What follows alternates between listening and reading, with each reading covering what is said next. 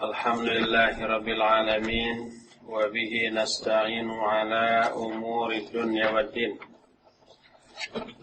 والعاقبة للمتقين ولا عدوان إلا على الظالمين وأشهد أن لا إله إلا الله الملك الحق المبين وأشهد أن محمدا عبده ورسوله الصادق وعد الأمين والصلاة والسلام على أشرف الأنبياء والمرسلين وعلى آله وأصحابه أجمعين ومن تبعهم بإحسان إلى يوم الدين وبعد. Hadirin azanillahu wa iyyakum. Alhamdulillah kita untuk yang pertama kalinya berjumpa tempat ini, dan materi yang akan kita bahas adalah hadis yang terdapat dalam kitab Arba'in An-Nawawiyah, hadis ke-21. Hadis ini diterima dari Abu Amr atau dikatakan juga Abu Amrah Sufyan bin Abdullah radhiyallahu an. Dia berkata, "Qultu ya Rasulullah, qul li fil Islami qawlan la as'alu anhu ahadan ghairak." Qala qul amantu billahi thumma istaqim. Kata Abu Amrah Sufyan bin Abdullah radhiyallahu an, aku berkata, wahai Rasulullah, katakan kepadaku satu perkataan di dalam Islam yang aku tidak akan lagi bertanya kepada seorang pun tentang hal itu selain kepadamu. Beliau menjawab, katakan olehmu, amantu billah thumma istaqim. Aku beriman kepada Allah, lalu beristiqamahlah kamu di atas hal itu. Hadis ini sahih, diriwayatkan oleh Imam Muslim. Berkata Imam Ibnu Rajab Al-Hambali rahimahullah dalam kitab Jami'ul Ulum wal Hikam ketika mensyarah hadis ini, kata beliau, hadis ini senada dengan beberapa ayat dalam Al-Quran. Di antara ayat yang senada dengan itu adalah firman Allah yang berbunyi, innal ladzina qalu rabbuna Allah thumma istaqamu tatanazzalu alaihimul malaikatu alla takhafu wa la tahzanu wa abshiru bil jannati allati kuntum tu'adun. Sesungguhnya orang-orang yang berkata bahwa Rabb kami adalah Allah, kemudian mereka istiqamah di atas hal itu, maka para malaikat akan turun kepada mereka untuk membisikkan, jangan kalian bersedih, jangan kalian takut dan jangan bersedih, tapi berbahagialah dengan surga yang Allah janjikan untukmu. Al-Imam Ibnu Katsir rahimahullah di dalam kitab tafsirnya ketika menjelaskan ayat ini, beliau menyatakan bahwa bisikan para malaikat kepada orang yang beriman dan istiqamah di atas keimanannya itu terjadi berkali-kali. Adapun yang pertama terjadi ketika orang itu mengalami sakaratul maut. Dia berada dalam kebimbangan, ketidakpastian dan ketegangan karena mau meninggalkan dunia yang selama ini disukainya, akan pergi ke alam lain yang masih blank bagi dia, yang dalam khayalan setiap orang begitu menakutkan, yaitu alam kubur. dengan seluruh kengerian yang terdapat di dalamnya. Setiap orang ketika akan memasuki lingkungan baru yang asing, terlebih lingkungan baru itu sebelumnya terbayang begitu menakutkan atau mengerikan, semua orang pasti merasakan ketegangan, kekhawatiran, sedih terhadap orang-orang yang ditinggalkannya dalam kehidupan dunia beserta seluruh kesenangan yang pernah dia rasakan di dunia, dan khawatir terhadap apa yang akan dia alami di alam kubur nanti. Semua orang merasakan ketegangan itu. Adapun orang-orang yang beriman dan beristiqamah, mereka akan dihampiri oleh para malaikat yang ditugaskan khusus untuk itu oleh Allah Subhanahu wa ta'ala berdasarkan ayat ini, innal ladzina qalu rabbuna Allah tsumma istaqamu tatanazzalu alaihimul malaikah. Orang-orang yang berkata kami iman kepada Allah, Rabb kami adalah Allah, kemudian istiqamah, maka para malaikat akan turun kepada mereka untuk membisikkan alla takhafu wa la tahzanu. Jangan kamu takut. Maksudnya alla takhafu fima tastaqbiluna. Jangan kamu takut terhadap masa depanmu, wala tahzanu, dan jangan kamu merasa sedih terhadap orang-orang yang ada di belakangmu dalam kehidupan di dunia. Nah, malaikat turun membisikkan hal itu, ditambah wa abshiru bil jannati allati kuntum tu'adun, berbahagialah kamu dengan surga yang telah dijanjikan untukmu. Setelah ada bisikan ini kepada mereka, maka tenanglah hati mereka, tentramlah jiwa mereka, hilanglah kegundahan, keresahan, kekhawatiran dan kesedihan yang umumnya dialami oleh orang yang mau mati. Akhirnya mereka merasakan kehadiran perasaan tertentu yang tidak pernah mereka rasakan sebelumnya, yaitu besarnya rasa cinta kepada Allah Subhanahu wa ta'ala untuk segera bertemu dengan Allah. Sebagaimana diungkapkan dalam hadis sahih riwayat Imam Al-Bukhari radhiyallahu rahimahullahu ta'ala, Nabi SAW bersabda, man ahabba liqa Allah ahabballahu liqa'ah, wa man kariha liqa Allah karihallahu liqa'ah. Siapa orang yang mencintai pertemuan dengan Allah, Allah pun akan mencintai pula pertemuan dengannya. Dan siapa orang yang membenci bertemu dengan Allah, Allah pun membenci pertemuan dengannya. Mendengar ucapan Nabi sallallahu alaihi wasallam seperti itu, bertanyalah Aisyah radhiyallahu anha, "Ya Rasulullah, akarahiyatul maut wa kulluna nakrahul maut?" Wahai Rasulullah, apakah yang dimaksud dengan siapa orang yang membenci bertemu dengan Allah? Apakah artinya membenci kematian? Jadi Aisyah radhiyallahu anha memahami pertemuan dengan Allah itu adalah kematian. Wa kulluna nakrahul maut. Padahal kita semua membenci kematian. Ini perkataan Aisyah. Dan ucapan Aisyah ini mengungkapkan perasaan beliau mewakili hampir seluruh manusia, dan itu tidak disalahkan oleh Rasul sallallahu alaihi wasallam. Nabi sallallahu alaihi wasallam tidak mengingkari ucapan Aisyah yang membenci kematian. Boleh kita membenci kematian, boleh kita membenci musibah, tapi ketika kematian atau musibah tersebut terjadi menimpa kita, kita wajib beridha.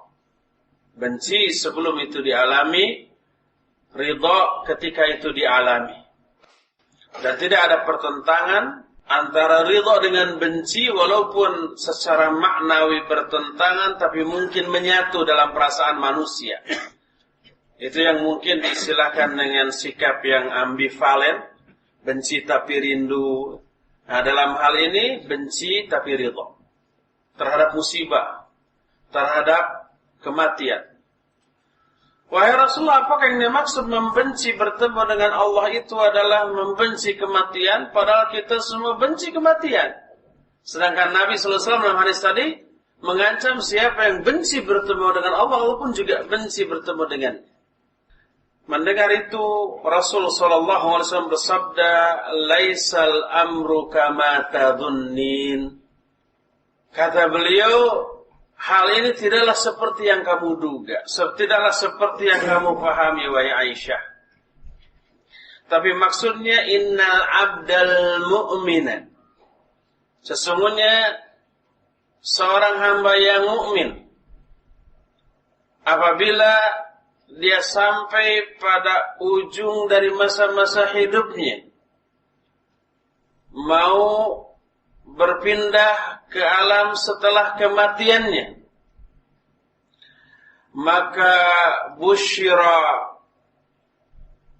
biridwanillahi wa rahmatih, dia dibahagiakan, diberikan kabar gembira dengan keridhaan Allah dan rahmatnya.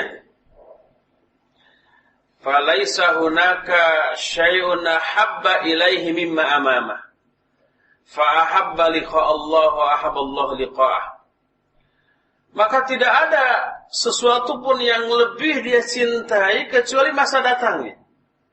Masa-masa setelah kematiannya. Setelah diberikan kabar gembira dengan keridhaan Allah, dengan rahmat Allah, bahkan dengan surga yang dibisikkan oleh malaikat yang dijelaskan dalam ayat tadi, yaitu wabsyiru bil jannati allati kuntum tu'adun. Berbahagialah kamu dengan surga yang telah Allah janjikan untukmu.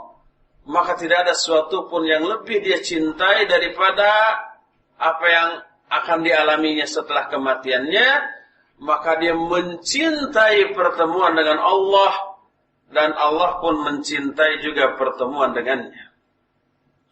Sebaliknya, orang-orang kafir apabila dia berada di ambang pintu kematiannya, dia diberikan kabar buruk tentang kemurkaan dan azab Allah Subhanahu wa taala.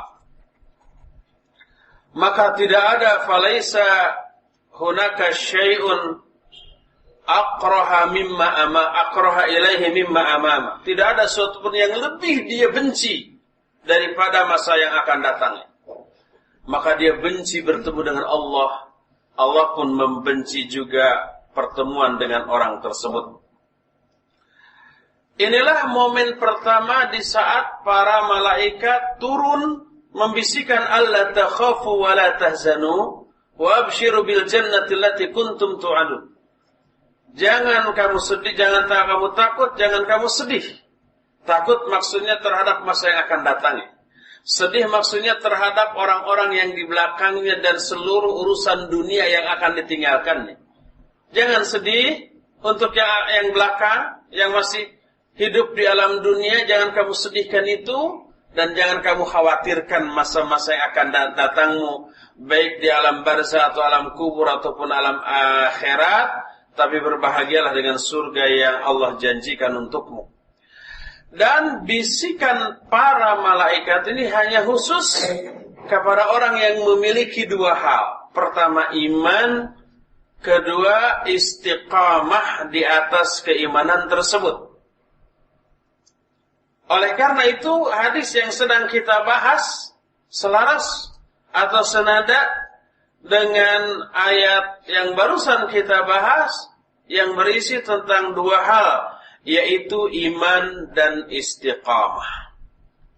Selanjutnya berkata Imam Ibn Rajab Al-Hambali rahimahullah, hadhil ayat wa hadhal hadith yadullani ala annal istiqamata la takunu illa ba'dal imani billahi wahdah.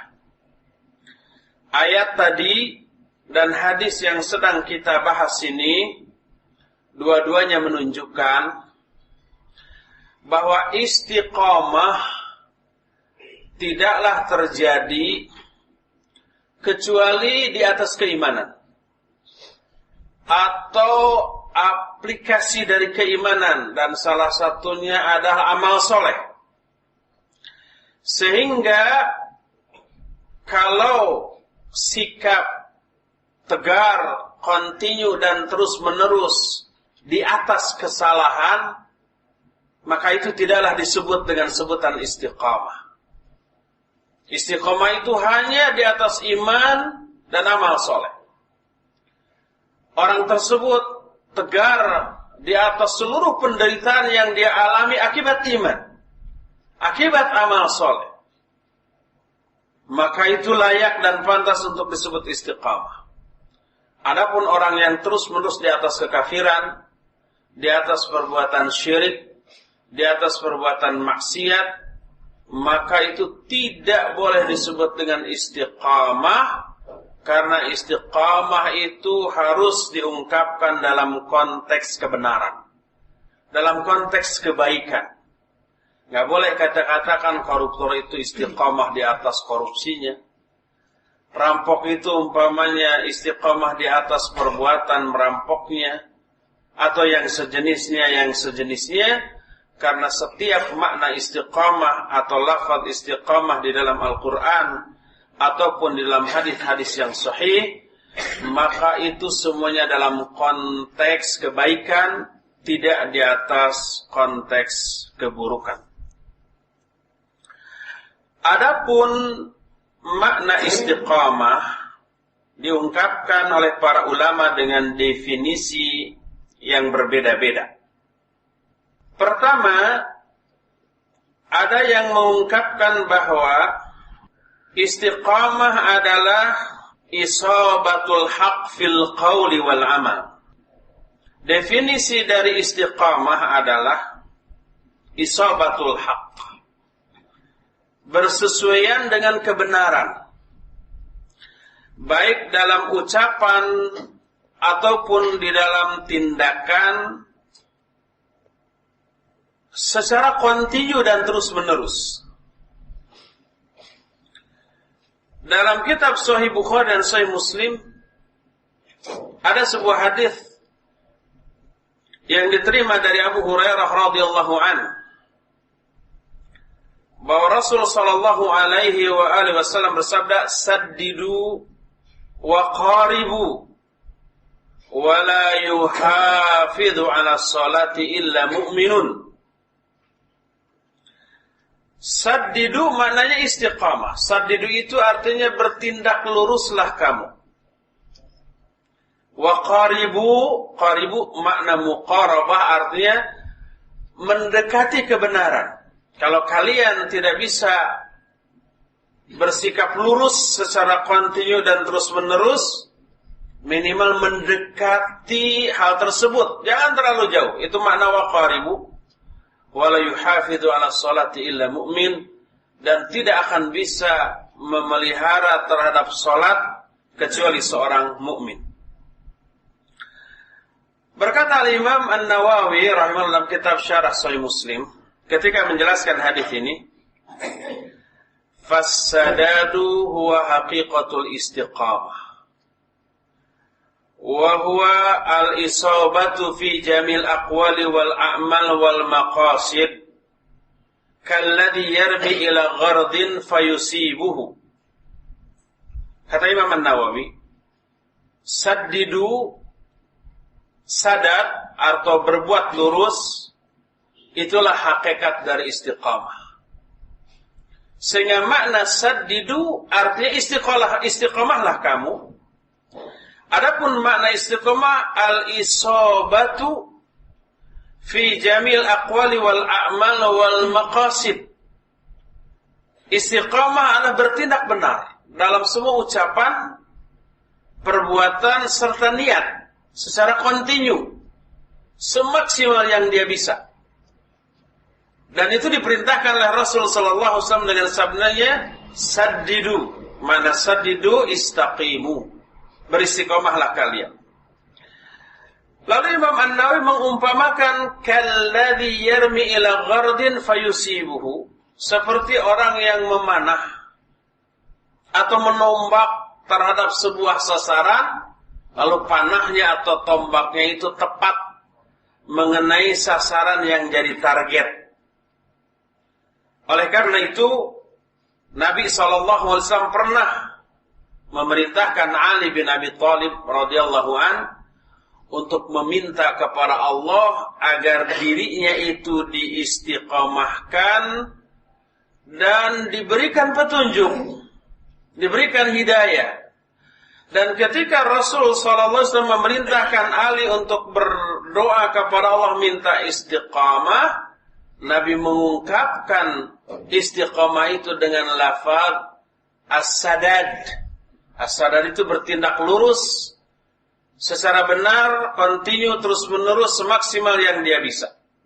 Sehingga disebutkan dalam hadis, Nabi SAW berkata kepada Ali bin Abi Thalib, "Udhkur bis-sadad tasdidaka saham, wa bil huda hidayataka tariq."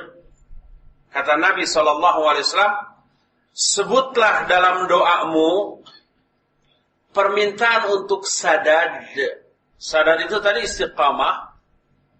Dan istiqamahnya itu sekali lagi di atas kebenaran. Tepat di atas kebenaran, bukan di atas kesalahan. Disebutkan tasdidaka saham, seperti tepatnya lemparan tombakmu ke titik sasaran. Wabil huda hidayataka tariq, dan mintalah atau sebutlah di dalam doamu minta hidayah dengan hidayah yang bisa menunjuki kamu ke jalan kebenaran. Oleh karena itulah, maka makna istiqamah adalah berbuat benar secara ucapan dan tindakan, secara kontinu dan terus menerus, sesuai dengan kadar kemampuan dan kesanggupan kita. Inilah makna istiqamah. Dan istiqamah mau tidak mau harus di atas kebenaran, di atas iman, atau di atas seluruh perbuatan ucapan sebagai aplikasi iman. Iman diaplikasikan dalam bentuk amal soleh, baik ucapan maupun perbuatan. Zikir, doa, baca Al-Quran, itu adalah amal soleh yang merupakan asli aplikasi dari iman. Salat, saum, zakat, haji, thalabul ilmi, infak, sedekah dan seterusnya, amal soleh yang merupakan aplikasi dari keimanan. Dan istiqamah berarti melakukan amal soleh, amal kebaikan yang merupakan aplikasi dari keimanan secara rutin dan kontinu secara terus-menerus. Dan di dalam penjelasan ini terkandung makna yang mengisyaratkan bahwa istiqamah itu selain bentuk perbuatannya adalah bentuk perbuatan yang benar, baik ucapan ataupun amalan, juga wajib dilandasi dengan niat yang tulus dan ikhlas sebagai aplikasi dari keimanan tadi. Karena seluruh amal sebaik apapun, sehebat apapun, tapi didasari dengan riya, maka itu bertolak belakang dengan hakikat dari keimanan tersebut. Sehingga ayat ataupun juga hadis yang menjelaskan iman lalu istiqamah, makna iman tadi sudah tercakup kepada makna ikhlas. Ikhlas dalam beramal, ikhlas dalam berbuat kebaikan, ikhlas dalam melakukan berbagai macam kebajikan, lalu lakukan itu secara kontinu, terus menerus sesuai dengan kadar kemampuan yang kita miliki, maka itulah yang kemudian disebut dengan istiqamah.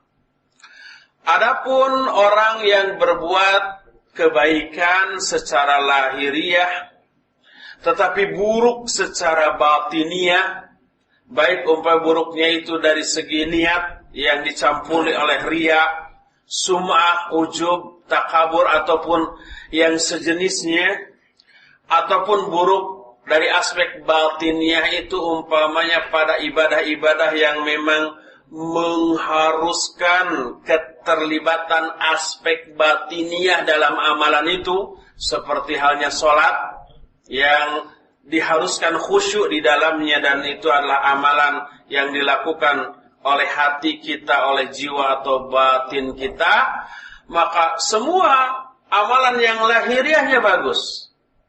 Tetapi kemudian batinnya buruk, maka itu bertolak belakang dengan keimanan, maka perbuatan tersebut tidak bisa disebut sebagai perbuatan yang istiqamah dan tidak akan memperoleh apa yang Allah janjikan kepada orang-orang yang istiqamah. Sebagai contoh umpamanya sholat, lahiriahnya bagus, gerakan-gerakannya sesuai dengan sunnah Rasul Sallallahu Alaihi Wasallam, bacaannya panjang umpamanya. Kemudian dia tepat waktu, berjamaah di masjid dengan imam. Akan tetapi hatinya lalai dari dua segi. Pertama, segi niatnya riya. Kedua, dari segi kekhusyuan atau penghayatan terhadap bacaan yang dia baca dalam sholat, dia tidak khusyuk.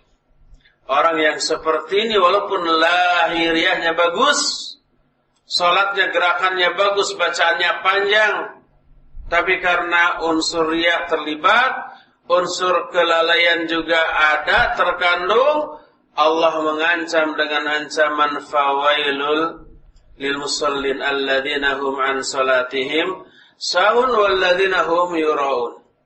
Wail bagi orang yang salat. Wail itu kata Nabi SAW, wadin fi nari jahannam, sebuah lembah di neraka jahannam. Itu namanya wail. Wail seperti itu diperuntukkan bagi orang-orang yang sholat, tapi sholatnya pertama an sholatihim sahun, yang kedua alladzina hum yuraun, sahun dan riya. Dan sahun dan riya ini dua-duanya aspek batin. Siapa orang yang sholat atau ibadah lainnya, tetapi walaupun lahirnya bagus, aspek batinnya buruk, baik karena ada unsur riya tadi, ada unsur kelalaian di dalam sholat, kalau memang ibadah tersebut mengharuskan ada keterlibatan batin dari aspek kekhusyuan tadi, tetapi ini semua terlalaikan, riya ada, sahun ada, maka bukan pahala, bukan bisikan para malaikat menjelang kematian yang akan dia alami, tapi ancaman dari Allah Subhanahu wa ta'ala dengan ancaman yang dahsyat. Fawailul lil musallin alladzina hum an salatihim sahun walladzina hum yuraun. Dalam hadis riwayat Imam Bukhari dan Imam Muslim dari Abu Hurairah radhiyallahu an, Nabi SAW bersabda, inna awalan nasi yuqda alaihim yawmal qiyamah thalatha. Sesungguhnya manusia yang pertama kali dihisab oleh Allah Subhanahu wa ta'ala pada hari kiamat adalah 3 golongan manusia. Dan saya yakin hari yang ada di sini sering mendengar hadis ini. Pertama, orang yang jihad di jalan Allah sampai mati syahid. Kedua, orang yang berilmu dan beramal. Ketiga, orang yang hartawan dan dermawan. Tiga-tiganya dipanggil oleh Allah. Pertama, orang yang mati syahid ditanya, limadza qutilta? Kenapa kamu terbunuh? Dia menjawab, qataltu fi sabilik hatta qutil. Aku berperang di jalanmu sampai aku terbunuh. Apa kata Allah? Kadzabta, bohong kamu. Walakin qatalta li ayyuqala annaka jari faqad qila dzal. Kamu memang perang. Kamu memang jihad. Tapi perangmu, jihadmu kamu tujukan, kamu niatkan agar kamu itu disebut oleh orang-orang sebagai orang jagoan, orang pemberani, orang hebat, pahlawan dan seterusnya. Dan ucapan pujian itu telah ditujukan orang kepadamu. Akhirnya orang itu oleh Allah disuruh untuk diseret wajahnya, kemudian dilemparkan pada api neraka, waliyadzubillah. Begitu juga yang terjadi pada orang yang berilmu dan beramal, orang yang dermawan dan hartawan, semuanya amaliyah lahiriahnya bagus. Siapa yang berani bilang jihad dan mati syahid itu buruk? Siapa yang berani bilang mengamalkan ilmu, mempelajari ilmu dan mengamalkannya, mendakwakannya, mengajarkannya itu buruk? Siapa yang berani bilang infak sedekah sampai habis hartanya itu buruk? Enggak, semuanya bilang bagus. Tapi kenapa orang itu masuk neraka? Karena niat, ria, ingin dipuji orang. Dan Allah mendustakan orang ini. Kadzabta. Apa yang didustakan? Bukan amalannya, bukan ucapannya, tapi niatnya. Oleh karena itu, dalam kitab At-Tuhfah Al-Iraqiyah fil A'malil Qalbiyah, Syekhul Islam ketika menjelaskan makna as-sidqu itu kejujuran. Beliau jelaskan kejujuran di sana itu sampai ada 6 macam. Salah satunya lah al-qasdu as-sidqu fil qasdi wal maqasid. Jujur dalam niat dan maksud. Jujur dalam niat dan maksud maknanya menunjukkan niat dalam melakukan amalan secara benar. Yaitu kepada siapa? Kepada Allah. Ikhlas. Mananya ikhlas. Siapa yang ibadah secara ikhlas berarti dia jujur dalam hal niat. Dan siapa orang yang niatnya tidak ikhlas, ria atau yang sejenisnya, maka dia disebut sebagai pendusta. Karena apa? Dusta apanya? Dusta niatnya. Bukan ucapannya, bukan amal, tapi dusta niatnya. Makanya orang tadi 3 golongan manusia yang niatnya buruk, yaitu ria, ingin dipuji walaupun amalia lahiriahnya bagus, oleh Allah didustakan. Kadzabta, dusta engkau. Yang didustakan oleh Allah bukan ucapannya. Ucapannya benar, dia perang dulu dan syahid. Amalannya benar, perang dan syahid, lalu oleh Allah didustakan. Apa yang didustakan? Niatnya. Makanya yang disebut dengan kejujuran tidak sebatas jujur dalam ucapan, tapi ada jujur dalam niat, ada jujur dalam amalan, ada jujur dalam tekad, ada juga jujur dalam amalan hati. Ada 6 jenis kejujuran yang dijelaskan oleh para ulama. Oleh karena itulah maka istiqamah mencakup aspek kelurusan dalam hal niat ini. Sebagaimana dijelaskan oleh Al-Imam An-Nawawi tadi, al-istiqamah itu adalah al-isabatu fi jamil aqwali wal a'mal wal maqasid. Lurusnya, benarnya ucapan, amalan dan maqasid. Maqasid itu tadi maksud atau niat. Secara kontinu, terus-menerus sesuai dengan kadar kemampuan dia dalam mempertahankan kontinuitasnya atau keistiqomahannya tersebut. Dan ini seluruhnya menunjukkan bahwa istiqamah mencakup seluruh unsur yang terdapat dalam diri kita. Unsur lisannya ada, unsur amalan yang dilakukan oleh anggota badannya juga ada, unsur niatnya juga ada. Ketiga unsur yang kita miliki ini berpadu di atas kebenaran secara kontinu dan terus-menerus. Inilah yang kemudian disebut dengan istiqamah. Sesuai dengan hadis yang dijelaskan oleh Rasul SAW yang diriwayatkan oleh Imam Muslim tadi, qul amantu billah tsumma istaqim. Ucapkan oleh kamu, aku beriman kepada Allah, kemudian istiqamahlah kamu di atas hal tersebut. Orang yang seperti itu akan memperoleh beberapa balasan yang sangat menggiurkan. Pertama, turunnya para malaikat yang tadi membisikkan alla takhafu wa la tahzanu wa abshiru bil jannati allati kuntum tu'adun. Malaikat itu membisikkan, jangan kamu takut, jangan kamu bersedih, tapi berbahagialah dengan surga yang Allah janjikan untuk kamu. Ini yang pertama. Aspek yang keuntungan yang kedua dari istiqamah adalah terhasilkannya pahala yang besar dan terhapusnya dosa yang juga dengan jumlah yang sangat besar. Kenapa demikian? Karena pertama, istiqamah adalah hasanat. Hasanat itu kebaikan. Setiap hasanat, pertama, melahirkan pahala. Kedua, menggugurkan dosa. Allah berfirman, innal hasanati yudhibnas sayyi'at. Sesungguhnya kebaikan-kebaikan atau hasanat itu menggugurkan dosa-dosa. Walaupun kita tidak tobat dari dosa itu, tapi dosa itu terhapus oleh kebaikan yang kita lakukan. Makanya dalam hadis riwayat Bukhari Muslim, Nabi sallallahu alaihi wasallam bersabda, "As-salawatul khams wal jumu'ah ila al-jumu'ah wa ramadan ila ramadan wa fi riwayatin wal umrah ila al-umrah mukaffiratun liman bainahunna majtunibatil kabair." Salat yang 5 waktu, Jumat ke Jumat, Ramadan ke Ramadan, di dalam riwayat umrah ke umrah, itu menghapus dosa-dosa di antara itu. Salat duhur yang barusan kita lakukan menghapus dosa antara subuh sampai duhur tadi. Walaupun kita nggak tobat dari dosa itu, tapi terhapus dengan salat tadi. Begitu juga Jumat, begitu juga Ramadan, begitu juga haji atau umrah, menghapus. Kenapa? Karena semua itu kebaikan. Semua kebaikan itu menghapus dosa. Makanya salah satu isi dari wasiat Rasul sallallahu alaihi wasallam kepada Mu'adz bin Jabal, beliau menyatakan, "Ittaqillaha haitsuma kunta wa atbi'is sayyi'atal hasanah tamhuha."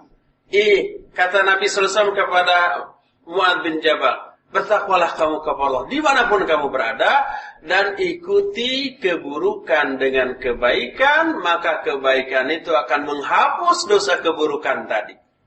Semua kebaikan, apapun kebaikan itu, dan istiqamah termasuk di antara al-hasanat tadi, maka pasti akan menggugurkan dosa. Kedua, istiqamah adalah sunnah Rasul sallallahu alaihi wasallam. Tidak diragukan lagi, beliau seorang yang istiqamah, mengajarkan keistiqamahan, memerintahkan keistiqamahan kepada murid-muridnya, kepada umatnya, kepada kita semua. Kalau kita mau mencari figur seorang muslim yang benar-benar istiqamah, ya Rasul sallallahu alaihi wasallam. Oleh karena itu tidak diragukan lagi bahwa sikap istiqamah adalah sunnah Rasul sallallahu alaihi wasallam. Siapa orang yang mengikuti sunnah Rasul, terutama dalam masalah istiqamah ini, dia akan terkena janji secara umum yang Allah tuangkan dalam Al-Quran bagi orang-orang yang mengikuti sunnah Rasul sallallahu alaihi wasallam. Janjinya yaitu, pertama, dicintai oleh Allah, yang kedua, diampuni dosa-dosanya.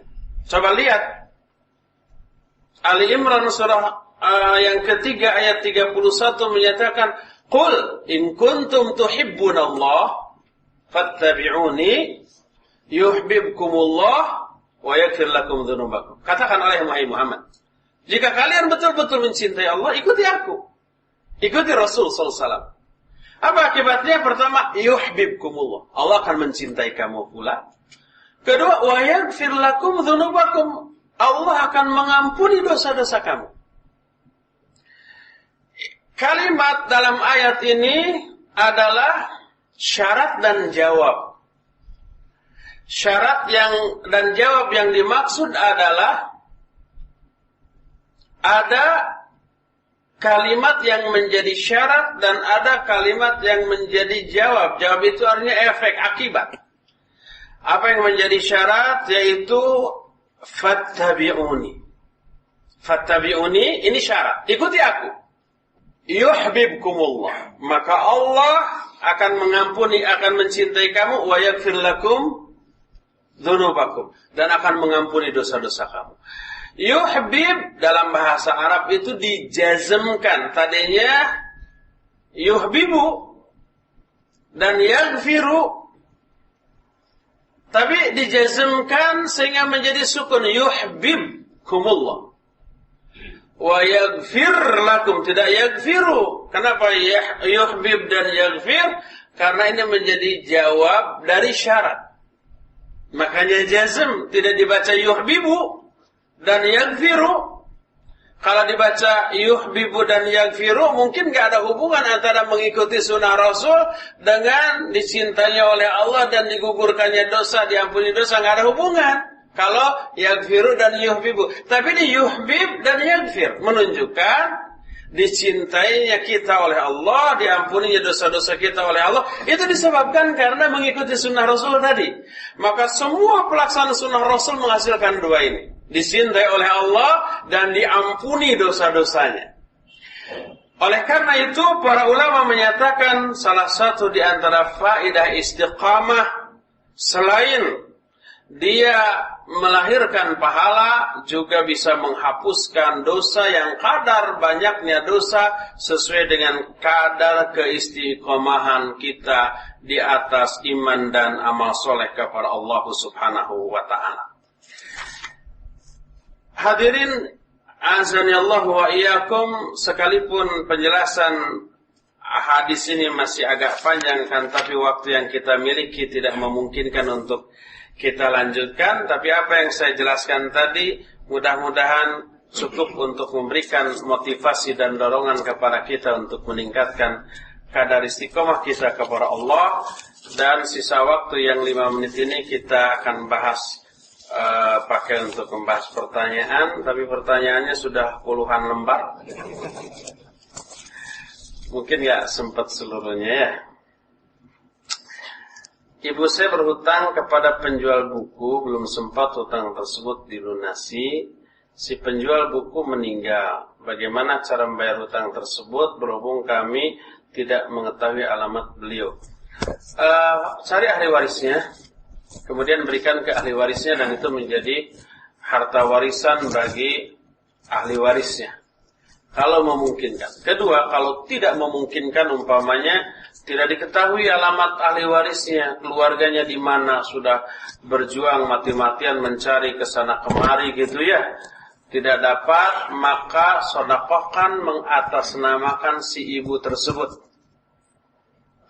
Diniatkan itu sedekah dari si ibu tersebut sehingga menjadi pahala bagi ibu tersebut, dan kita memperoleh pahala untuk menyalurkan hartanya di jalan Allah. Dan itulah yang harus kita lakukan apabila ahli warisnya tidak kita temukan. Atas nama si mayit. Sering kali kita dengar perkataan, kok kamu beragama Islam kaku sekali sih? Ini nggak boleh, itu nggak boleh. Beragamalah seperti aku, fleksibel. Islam itu moderat. Apa itu Islam moderat? Iya, saya pernah suatu saat ditanya, Ustaz, apa hukumnya Ya, saya jelaskan berdasarkan ayat hadis ini haram. 3. Terus kalau hukum haram. Kok semuanya haram sih? Saya bilang nggak semua yang ditanyakan itu cuma 3 dan semua memang haram, tapi jutaan poin lainnya nggak ditanyakan. Apa Ustaz hukumnya babi? Haram. Bangkai gimana? Haram. Darah gimana? Haram. Oh, lalu apa yang haram? Yang tidak ditanyakan jutaan poin, tapi yang ditanyakan semua yang haram, ya semua haram dong. Tapi selain yang ditanyakan, yang tidak ditanyakan, kenapa nggak nanya? Bagaimana hukumnya ayam? Bagaimana hukumnya kambing? Bagaimana hukumnya sapi? Itu semuanya akan dijawab halal, gitu ya. Tapi karena yang ditanyakan yang haram, dijawab haram, kok jadi semuanya haram? Padahal yang ditanyakan itu tidak menjadi sampel bagi seluruh makanan yang ada. Nah, sekarang apa yang dimaksud dengan kaku? Kalau yang dimaksud dengan kaku itu adalah sesuai dengan apa yang dijelaskan dalam Al-Quran dan As-Sunnah, itu bukan kaku, tapi itu adalah loyal. Itu adalah konsekuen.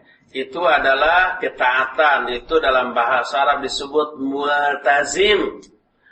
Tetapi orang-orang pihak tertentu ingin mentahdir atau menakut-nakuti manusia, atau ingin memojokkan orang-orang yang taat dengan istilah-istilah yang terkesan buruk, yang berkonotasi buruk. Ketaatan disebut kekakuan, jumud, dan tidak maju. Jilbab yang seperti itu disebut sebagai sesuatu yang jumud, kaku. Tapi kalau lekbong, kalau lekbong itu kelek katembong, you can see, you can touch me, you can segala macam gitu ya. Itu disebut modern. Di hari hari Sabtu di Slipi, saya membahas sebuah buku yang berjudul Tipu Daya Iblis. Salah satu di antara tipu daya iblis adalah talbis. Talbis itu memanipulasi istilah yang baik sehingga dikesankan menjadi sesuatu yang buruk, dan mengistilahkan untuk sesuatu yang buruk diistilahkan dengan suatu istilah yang terkesan baik dan bagus. Sebagai contoh, pohon yang oleh Allah dilarang untuk didekati oleh Adam dan Hawa, oleh iblis diberi istilah dengan istilah yang menarik. Kata iblis, hal adullukum ala syajaratil khuldi wa mulkan la yabla. Mau enggak aku tunjukkan kepadamu sebuah syajaratul khuldi, pohon keabadian. Jadi pohon yang dilarang itu buruk pasti, makanya dilarang. Diberi istilah dengan istilah yang baik, syajaratul khuldi. Dan ini yang membuat Adam itu tergoda. Kata Imam Ibnu Jauzi dalam Talbis Iblis dikatakan bahwa salah satu di antara strategi iblis dalam menggoda atau menipu manusia adalah menggunakan istilah bagus untuk sesuatu yang buruk dan istilah yang terkesan buruk untuk sesuatu yang bagus. Seperti contoh tadi, sikap ketaatan kepada Al-Quran Sunnah disebut sebagai dengan istilah kaku, jumud, ortodoks, konservatif, dan yang sejenisnya. Sedangkan sesuatu yang melanggar Al-Quran dan Sunnah disebut sebagai istilah yang modern, orangnya moderat, yang trendy, yang sporty, yang gokil, dan seterusnya lah, gitu ya. Nah, seperti itu. Wallahu a'lam. Jadi kita jangan terjebak oleh talbis iblis. Bagaimana cara yang sesuai sunnah untuk mengobati orang yang kena guna-guna? Di ruqyah, dibacakan kepada dia Al-Quran dan doa-doa dari hadis Nabi Sallallahu Alaihi Wasallam yang sahih. Dan lebih baik saya sarankan ke orang yang faham, karena untuk meruqyah itu perlu pengalaman, perlu ilmu, perlu himmah yang kuat, kepribadian yang kuat. Sebab ada satu pengalaman di sebuah masjid gitu ya, ada yang kesurupan, datang seorang, biar saya ruqyah. Dibacakan Fatihah. Dia malah ikut baca Fatihah. Bacakan ayat kursi. Dia ikut baca ayat kursi. Lalu dia baca buku, harus diludahi. Dia ikut meludahi. Ditampar, ikut nampar. Akhirnya dia pergi, dah tahu. Nah, lalu di dekat masjid itu kebetulan ada sebuah yayasan Islam. Di sana sedang ada beberapa orang ustaz. Dikabarkan, akhirnya ustaz itu datang. Baru masuk ke masjid dia sudah menjerit. Jangan coba-coba ke saya, katanya. Tidak digubris oleh ustaz. Langsung baru baca Fatihah, ta'awudzubillahi minasyaitonirrajim. Dia bukan ngikut-ngikut, tapi menjerit-jerit. Sudah, sambil nutup telinga. Terus setelah Fatihah dibacakan, kamu keluar. Kalau nggak keluar, saya ruqyah lagi kamu. Ayo lawan ayat-ayat Allah kalau kamu mau, gitu. Akhirnya begitu dibacakan ta'awudz lagi, bismillah, mau ke Al-Ikhlas, Al-Falaq, An-Nas, dia sudah lunglai kemudian sembuh. Kenapa? Yang tadi ayat kursi segala macam dibaca nggak mempan. Kalau yang ini baru Al-Fatihah saja sudah menjerit-jerit. Itu karena apanya? Karena orangnya.